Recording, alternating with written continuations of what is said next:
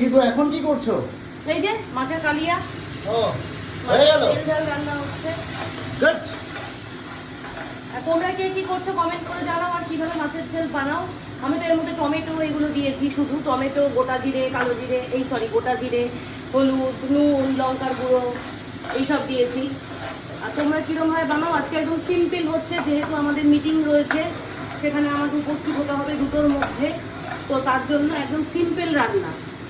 যাই হোক, এর মধ্যে এবার দিয়ে দেবো হচ্ছে মাছগুলো। এই যে দিয়ে দিলাম, একটু নাড়াচাড়া করবো। দেখো